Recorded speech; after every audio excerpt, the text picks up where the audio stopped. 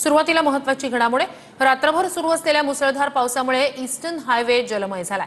Science circle परिसर जलमय झालेला आहे। हा संपूर्ण परिसर आपण पाहतोय। सायन्स सर्कलचा हा परिसर आहे। महामार्गाचा हा परिसर पूर्णपणे पाणीच पाणी या ठिकाणी झाल्याचं पाहतोय।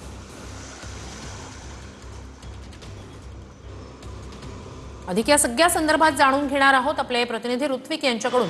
ऋत्विक, रात्रभर मुंबई आणि उपनगरामध्ये पाऊस होता। आता सध्या रस्ते वाहतुकीची आणि रेल्वे संदर्भात सुद्धा काय अपडेट्स आहेत? नक्कीच आपण बघू शकतो काल रात्रभर हा पाऊस सुरू आहे। मुंबईमध्ये जवळपास 400 मिलीमीटरहून अधिक मुंबईमध्ये पाऊस झालेला आहे आणि आता त्याचाच परिणाम आपण या ठिकाणी बघू शकतो। कशा पद्धतीने संपूर्ण रस्ते जे आहेत ते जलमय झालेले आहे। मुंबईमध्ये जवळपास 400हून अधिकचे जे सखल भाग आहे त्या ठिकाणी पाणी साचल्याचं आपल्याला पाहायला मिळते। सध्या आपण आहोत सायन्स सर्कल परिसरामध्ये आणि या ठिकाणी रस्त्याने जे आहे ते नदीचं स्वरूप धारण केल्याचं आपल्याला पाहायला मिळतं।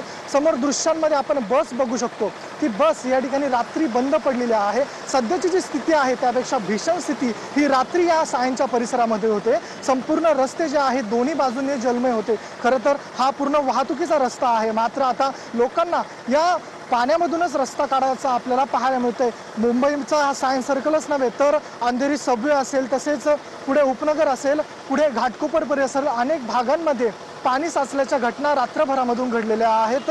घाटकोपर असेल तसंच आता सायन्स सर्कलची स्थिती देखील आपल्याला संपूर्णतः पावसाची दिसून येते। तसंच दुसरीकडे जर पाहायला गेलं तर रेल्वेचा परिसर आहे। तर सायन्स परिसरामध्ये जे रेल्वे ट्रॅकवरती काही प्रमाणात पाणी साचलेलं आहे आणि दरवेळीप्रमाणे 15 ते 20 मिनिटांनी गाड्या ह्या उशिराने रेल्वेच्या लोकल सुरू आहेत। आता सकाळी सर्व BMCचे कर्मचारी या ठिकाणी आल्याचं आपल्याला पाहायला मिळतं आणि जवळपास सायन्स सर्कल परिसरामध्ये 3 पंप आहेत आणि या 3 पंपांच्या द्वारे आता हे रस्त्यावरती जे पाणी साचले ते काढण्याचा प्रयत्न या सर्व कर्मचाऱ्यांच्याकडून केला जात असल्याचं आपल्याला पाहायला मिळतंय।